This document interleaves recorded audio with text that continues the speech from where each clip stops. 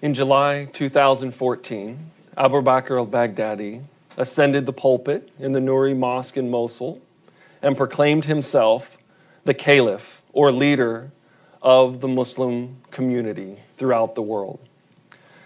The institution of the caliphate had existed since the death of Mohammed, and at one time had ruled a broad swath of land from Spain all the way to South and Southeast Asia.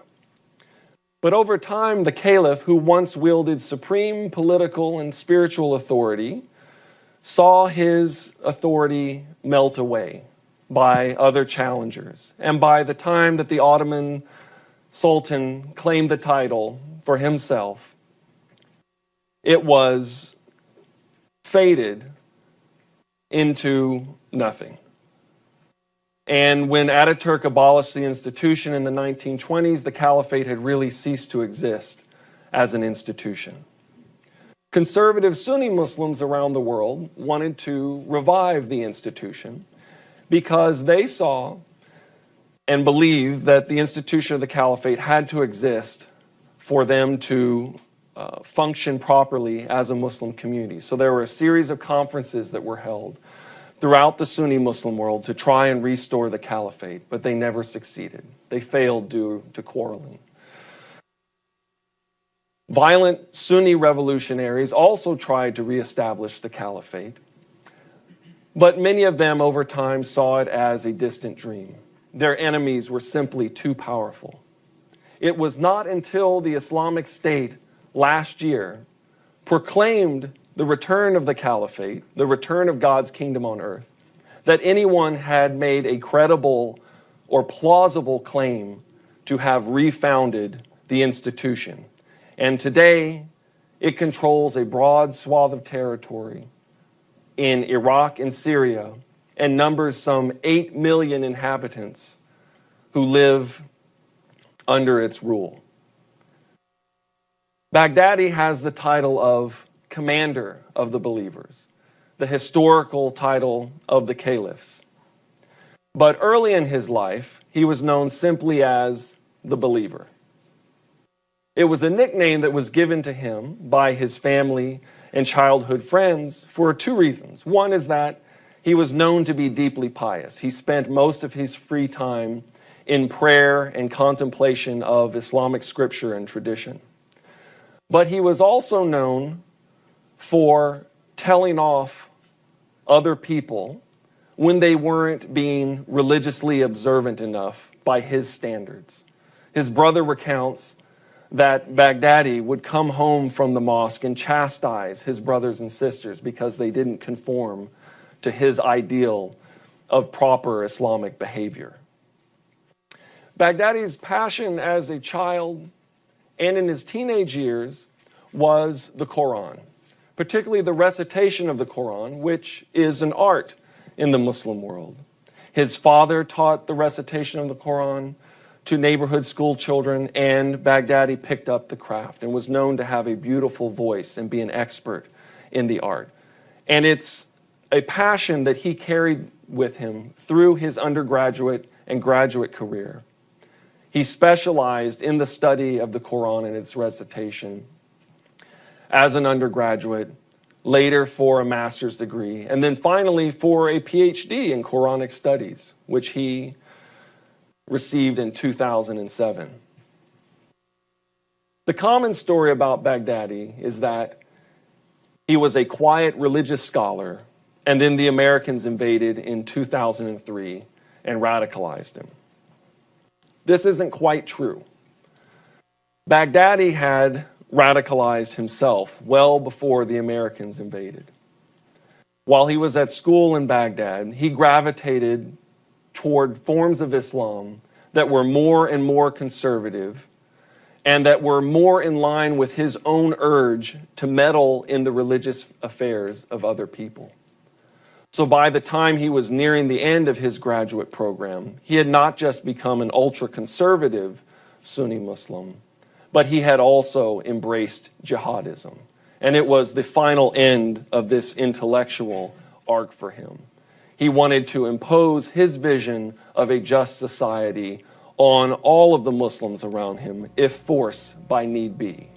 And it was the American invasion that provided the opportunity for him to live out and realize his vision.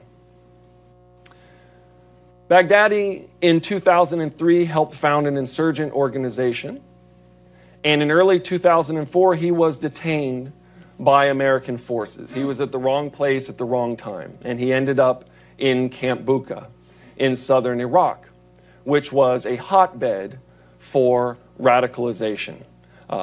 Sunni jihadists were mixing with former members of Saddam Hussein's Ba'athist regime, networking with one another, and Baghdadi emerged as an important prayer leader and imam and teacher among the prisoners, who gravitated towards him because of his superior religious knowledge. And the prison guards also noted that Baghdadi had a knack for negotiating between the various factions within the prison, moving easily between the former members of Saddam's regime and the other jihadists. And Baghdadi's skill at navigating between these factions and his religious knowledge and the respect that accrued to him because of it stood him well when he rose through the ranks of the Islamic State after its establishment in 2006. He was put in charge of the religious affairs in various provinces and ultimately rose to the position of the supreme director of the religious affairs in all of the provinces. He also successfully navigated the cutthroat politics of the Islamic State's bureaucracy. It was divided between the Arab foreign fighters and the local fighters, and the Arabs were on top. They had founded the organization. Baghdadi, as an Iraqi, had an affinity with the other Iraqis in the organization, but he was also able to reach across the divide and work with the foreign fighters as well. And by the time that his predecessor was killed in 2010, Baghdadi rose to become the commander of the organization, the emir. And it was by virtue of his political talent and also because of his religious knowledge and his claim to descend from the Prophet Mohammed, which gave him a special aura of religious legitimacy.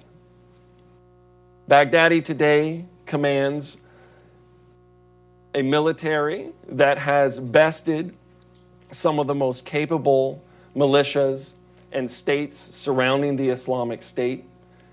He rules over 8 million people. He has finally been able to realize his dark hope and vision of forcing others to bend to his religious will. He is also a uniquely capable leader of an insurgent organization and a proto-state. He has religious credentials, which are usually lacking among the top echelons of the leadership of these organizations. He has the lineage from the founder of Islam that gives him this special aura of legitimacy, but he is also a very savvy politician. He rose up through the cutthroat ranks of the Islamic State and oversaw its period of successful expansion. If he dies tomorrow, he will be very difficult to replace. There are people in the organization who possess some of these traits, but not all of them in the particular combination of Baghdadi. So his death will not only be a major symbolic blow to the organization, but it will also be a real blow to its program and its bureaucracy. If Baghdadi's life is a cautionary tale, if we are to take any lesson from it, I think it is this. We have to be very wary of creating the chaos that allows men like Baghdadi to thrive and flourish.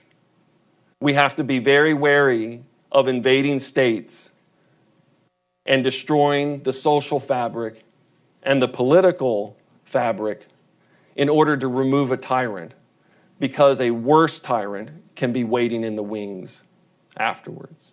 Thank you very much. Bruce?